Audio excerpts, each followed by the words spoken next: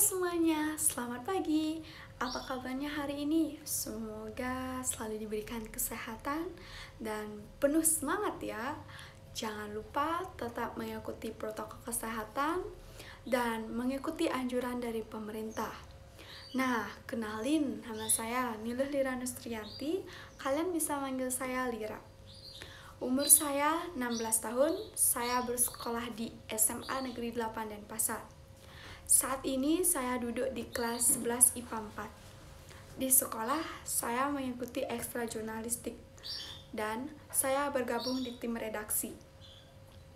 Saya berasal dari Banjar Pranglu Club. Kalian mau tahu nggak hobi saya? Pasti kalian pada kepo kan sama hobi saya? Nah, hobi saya adalah traveling. Oke, saya bakal back to topic. Nah, hari ini saya akan menjelaskan sedikit pendapat saya mengenai pandemi COVID dan pencemaran lingkungan. Pertama-tama, saya akan menjelaskan sedikit pendapat saya mengenai pandemi COVID.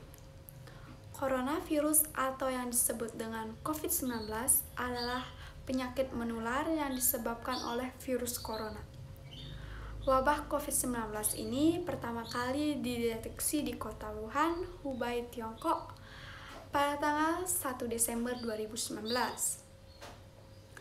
dan ditetapkan sebagai pandemi oleh Organisasi Kesehatan Dunia atau WHO pada tanggal 11 Maret 2020.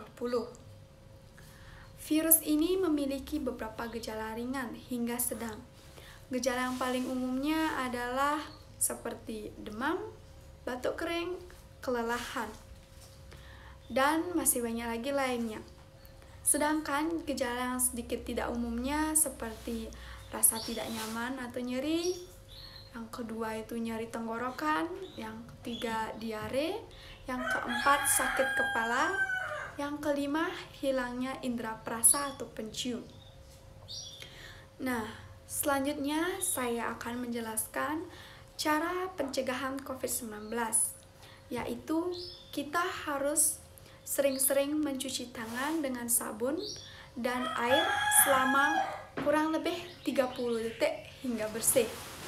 Yang kedua, kita harus menghindari menyentuh wajah, hidung, ataupun mulut saat tangan dalam keadaan kotor ataupun belum dicuci.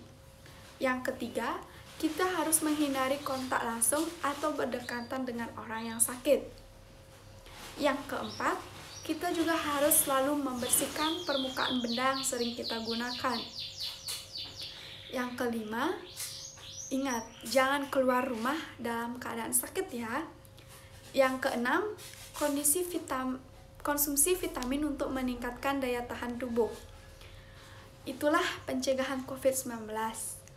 Nah, selanjutnya, menurut saya, pandemi COVID-19 ini memberikan dampak negatif yang sangat besar bagi negara-negara di seluruh dunia. Contohnya Indonesia.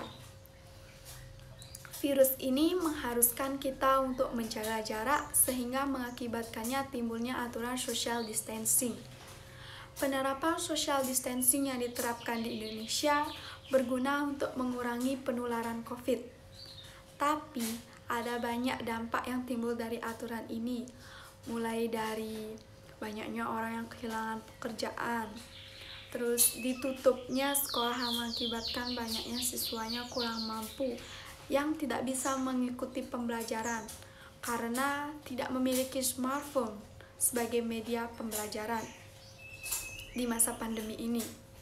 Dan banyaknya pencurian yang dikarenakan oleh keadaan yang mendesak demi memenuhi kebutuhan keluarganya karena sudah kehilangan pekerjaannya tersebut.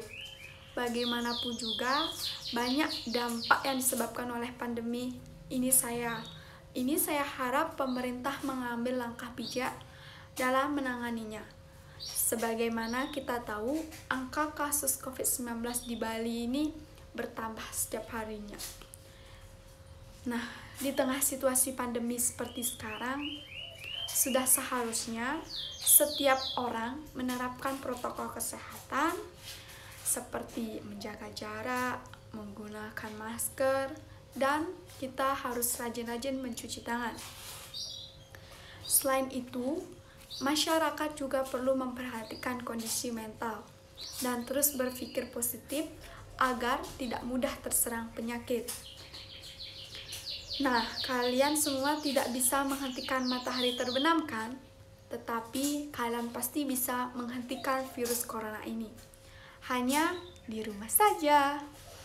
Nah, itulah pendapat saya mengenai pandemi COVID-19. Dan selanjutnya saya akan menjelaskan pendapat saya mengenai pencemaran lingkungan. Pendapat saya terhadap pencemaran lingkungan ialah sikap keinginan untuk menjaga bumi kita ini sangatlah rendah. Padahal bumi kita diciptakan untuk kita, tapi kita hanya untuk menjaganya saja kita tak mampu. Pencemaran lingkungan ini merupakan juga perubahan besar pada kondisi lingkungan akibat adanya perkembangan ekonomi dan teknologi. Perubahan kondisi tersebut melebihi batas ambang dari toleransi ekosistem, sehingga meningkatkan jumlah polutan di lingkungan. Pencemaran lingkungan pada kenyataannya juga dapat disebabkan oleh proses alamnya itu sendiri. Pencemaran lingkungan disebabkan oleh beragam banyak faktor. Namun, faktor terbesarnya adalah manusia. Sadar atau tidaknya, kita telah berkontribusi dalam proses pencemaran lingkungan ini. Mulai dari pertambahan jumlah penduduk yang tak terkendali, banyaknya sumber-sumber zat pencemaran sehingga alam itu tak mampu menetralisir. Nah, selanjutnya di sini juga saya akan memberikan contoh dari pencemaran lingkungan, seperti sampah yang mengenang di laut, itu adalah contohnya. Yang kedua itu buangan limbah pabrik di sungai.